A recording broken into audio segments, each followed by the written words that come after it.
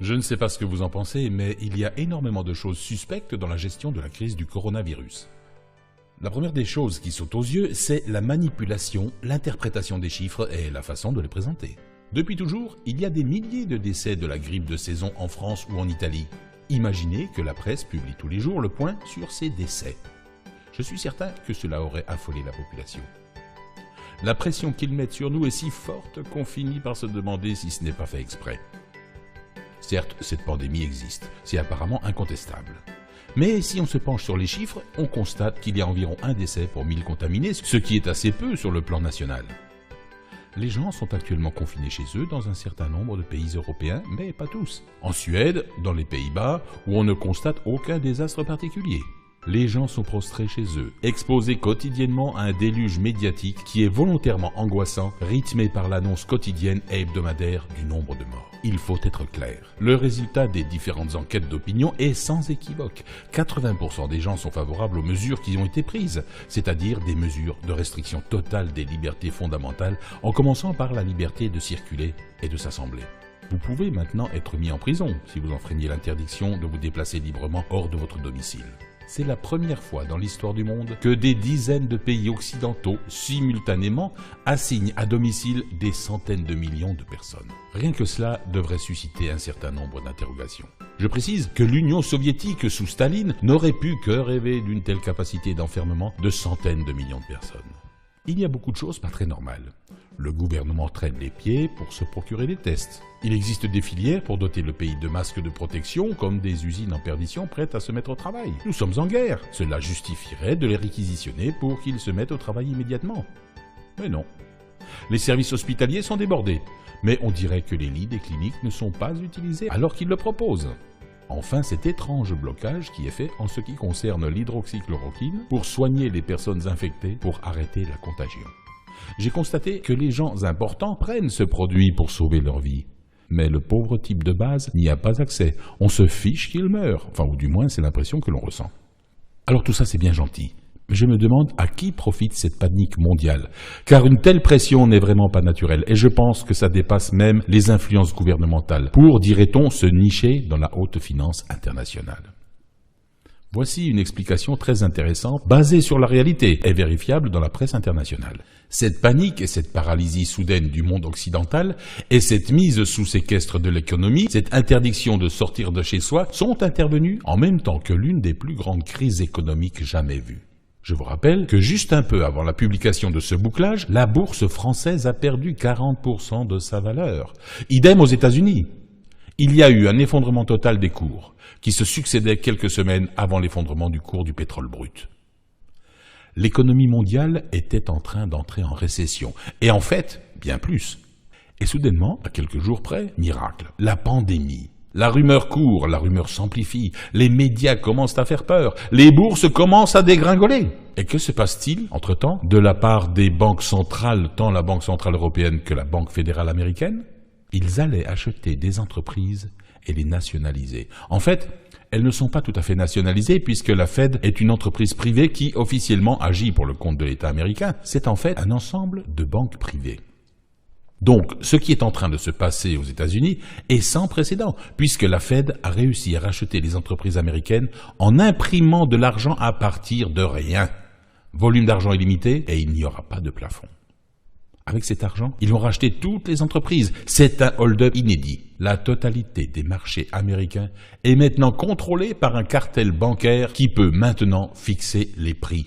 Je vous laisse deviner ce que ça va engendrer. Si une grande finance new-yorkaise peut déterminer le prix de ce que vaut une entreprise d'un jour à l'autre, vous vous imaginez avec quelle facilité ils vont pouvoir spéculer. Ils sauront la veille les prix du lendemain. C'est une mise sous séquestre au profit d'un cartel bancaire de la totalité de l'économie occidentale et ça a été rendu possible grâce à une panique générée artificiellement. Il existe un précédent pour ceux qui seraient sceptiques, car c'est ainsi que les Rothschild ont fondé leur fortune au XIXe siècle. Hélas, il faut constater que la puissance des médias n'est pas exagérée et on peut véritablement influencer les masses dans la direction que l'on veut. Ils ont fait ça pour resserrer encore plus le contrôle des masses parce qu'ils voient bien que le système se désintègre. Il y a la montée du populisme, du souverainisme, du nationalisme de manière générale, de résistance à l'élite financière, politique et médiatique en place, de plus en plus forte. Ils ne sont pas aveugles. Donc, ils se disent, on va susciter un choc, qui va générer une crise, qui va leur permettre de prendre des mesures exceptionnelles pour renforcer leur contrôle. Ce n'est que l'histoire du 11 septembre 2001, avec le Patriot Act pour ceux qui s'en souviennent. Les spéculateurs, la veille de l'attentat, avaient revendu leurs actions pour faire un profit. Ils étaient au courant.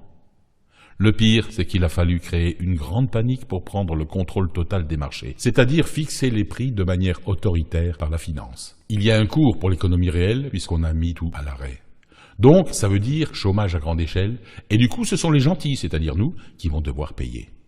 Et là, vous allez voir le Parlement français devoir prendre toute une série de mesures chocs. Les 60 heures, oui, mais rassurez-vous, ce n'est que jusqu'en décembre 2020. Les 35 heures, bon, on évacue.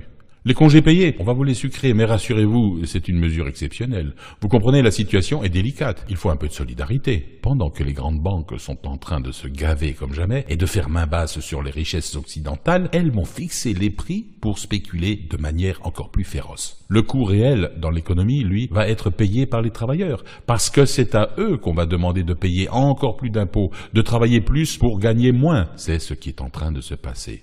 Regardez les chiffres de la bourse américaine et vous comprendrez que tout cela est réel. Regardez le record de chômage. 3,3 millions de chômeurs en une semaine, cette semaine aux États-Unis. Ça n'est jamais arrivé. Le record historique aux USA était en 1982. Le nombre que je viens de vous annoncer est 5 fois supérieur au record historique américain. Ça n'est jamais arrivé. Avec un taux de chômage aussi énorme, la bourse devrait s'effondrer, et ce n'est que pure logique. La bourse n'a aucune raison de monter. Or, qu'est-ce qu'on voit? En 3 jours, la bourse new-yorkaise, le Dow Jones, a augmenté de 20%. Donc, visiblement, les spéculateurs y trouvent leur compte. Donc, l'économie réelle est en train de s'effondrer, et la finance est en train de s'enrichir, comme jamais. Et entre-temps, ils ont tout racheté. Quoi de mieux qu'une bonne pandémie pour terroriser tout le monde pendant qu'on les détrousse? Le pire dans tout ça, c'est que très vite, les annonces apocalyptiques vont commencer à se dégonfler, au fil des semaines et surtout des mois. Les gens vont bien être obligés de se rendre compte que les millions de morts ne sont pas au rendez-vous. On ne va quand même pas perdre cette opportunité virale qui fonctionne tellement mieux que la menace du réchauffement climatique. Alors, on va vous dire, oui, mais attention, il y a une seconde vague qui va arriver. Elle sera peut-être beaucoup plus violente. Le virus va muter, il va revenir tous les ans. On ne peut quand même pas abandonner toutes les mesures d'urgence pour la santé de la population. Comprenez bien, ce sont des mesures exceptionnelles. On les lèvera, mais pour le moment, on va les garder comme ça. On va vous dire d'aller travailler, mais pas trop de vous rencontrer. Puis d'autres législations vont suivre. Sachez que vous venez de perdre la totalité de vos libertés en quelques jours parce que la grande structure médiatique qui contrôle le monde occidental sait parfaitement comment manipuler les foules en utilisant les émotions les plus primaires. Les objectifs sont atteints et irréversibles. Donc maintenant que les gens découvrent la réalité des faits ou pas, ça n'a pas de nature à changer la donne. L'opération est conclue. Donc c'est clair, vous n'avez plus de liberté. Peut-être qu'on vous laissera sortir progressivement pour aller travailler. Et puis, si jamais, compte tenu de la casse économique qui va suivre, ou des difficultés sociales, il y a des volontés de manifester, on relancera un peu la peur de l'épidémie qui va revenir, etc. Vous ne pourrez plus manifester. Adieu les gilets jaunes. Les prévisions étaient fausses. L'opération est réussie. La sidération est là. Et même si vous dites à votre voisin qu'il s'est fait rouler, il ne vous croira pas, parce qu'il a vu dans la presse écrit que c'était vrai. Il voit les policiers dehors, cela lui suffit. Il prend ça pour argent comptant. Quand il réalisera l'ampleur de ce qui a été fait, des mois se seront écoulés, et même une majorité de la population restera persuadée d'avoir vécu la fin du monde. Et même si à la fin il y a 3000 morts, ils auront la même impression comme s'il y en avait 300 000. Ayez un œil critique sur cette situation. Continuez à collecter des informations, ne vous laissez pas abuser. Oh, je n'affirme rien. Je ne cherche à convaincre personne. Je fais juste fonctionner mon intelligence, tout comme vous. Mes vidéos sont le fruit d'une enquête sur Internet pendant mon temps de confinement. Je ne donne même pas mon avis. Je vous laisse le soin de vous faire votre propre idée. Partagez cette vidéo si elle vous a apporté quelque chose. Et prenez soin de vous.